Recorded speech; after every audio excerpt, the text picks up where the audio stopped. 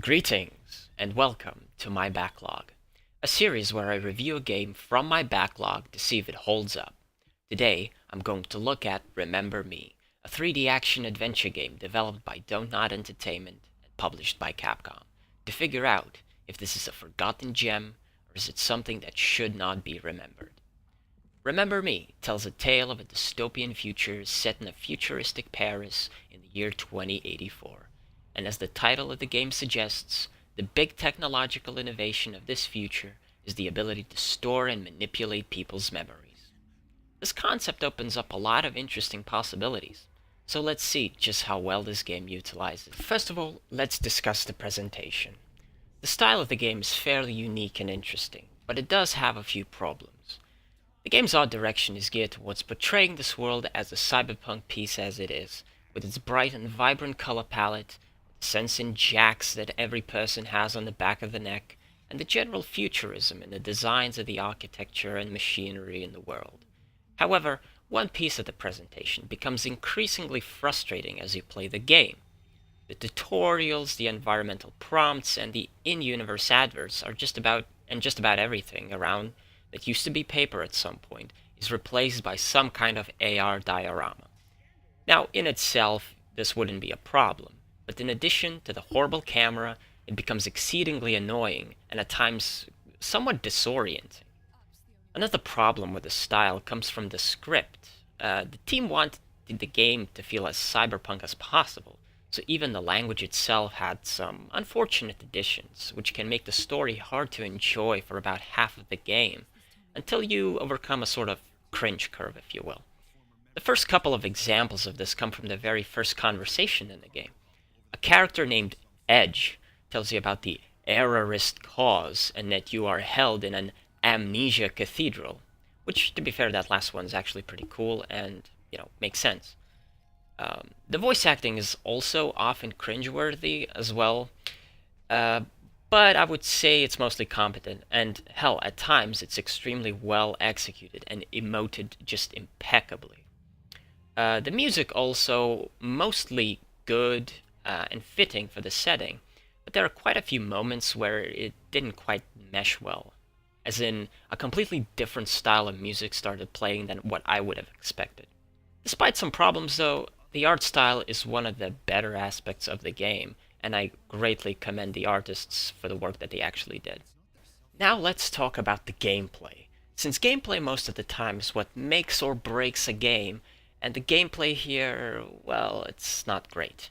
The gameplay sections here can easily be broken down into three different categories.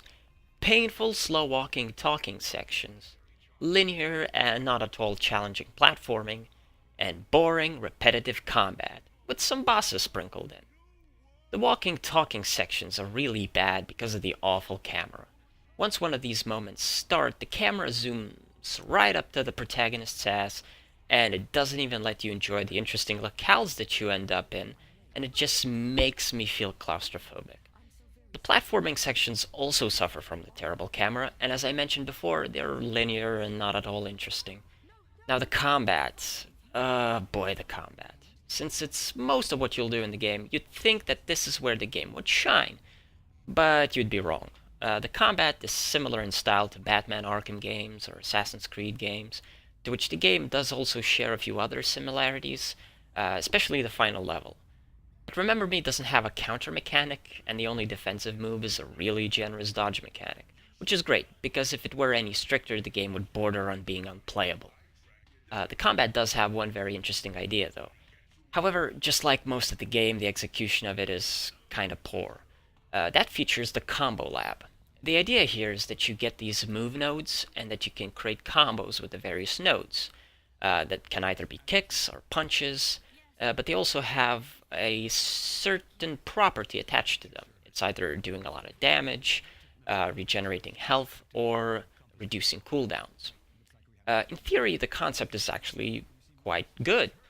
In practice, though, the system is really rigid, and honestly, it seems to encourage gaming it. Most of the game I spent using two combos because it was more efficient, and it helped with solving a few of the other problems that the combat has, like the enemy variety and how some enemies require special powers with long cooldowns to beat, which, to be fair, can be reduced by using the combos with those aforementioned timer reduction properties, but it still felt like I was solving a problem that shouldn't have been there.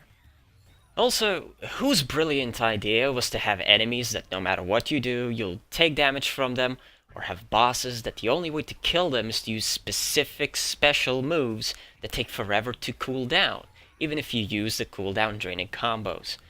Things like these just make the combat a chore, and the boss encounters that could be really cool can be easily bypassed by cheesing them. Also, have I mentioned that I hate the camera in this game? Because I really hate the camera in this game, and it's so unwieldy, and at times just kinda locks up and just fights you.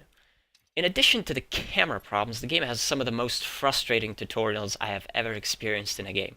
The second you get some item or power, or something even remotely unusual happens, the game will grind to a halt to give you unskippable tutorials that don't stop until about the final couple of episodes of the game.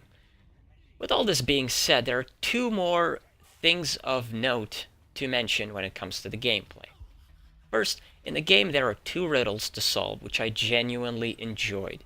They weren't too difficult, but they were really enjoyable to figure out, and hell, it even makes sense for them to be in the game, and I also really liked the way they were presented. Finally, there's one last gameplay story piece that is really well done and actually really managed to emotionally invest me into the plot, and that features the memory remix mechanic. At a few points in the story, Nilin, the protagonist, has to use her power as a memory hunter to remix people's memories to get them to help her. The way this works is that the player gains rewind and forward functions of a cutscene of an important memory of a person, and then you can mess with a few variables to achieve the desired outcome. Now, this shows a few different outcomes that the seed might actually have happened if, some things were changed. But once this process is complete, you change the motivations of the people you are doing this to in a really dramatic fashion, and a couple of these scenes are also really touching.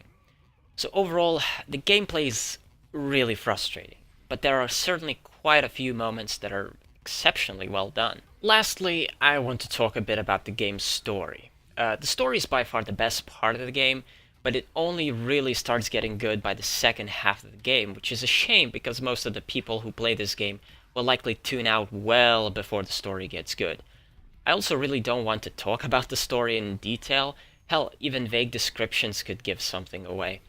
I will say, though, that the game does throw in quite a few existential questions at the player, with the most interesting to discuss would be just how much of a person's very being depends on the experiences that they had, and especially their recollection of those experiences.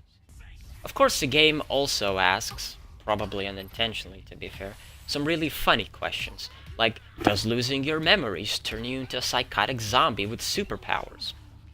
Despite a few pitfalls in the game's story, the game delivers very interesting ideas, lots of plot twists, and even a few emotional moments that really tug at the heartstring.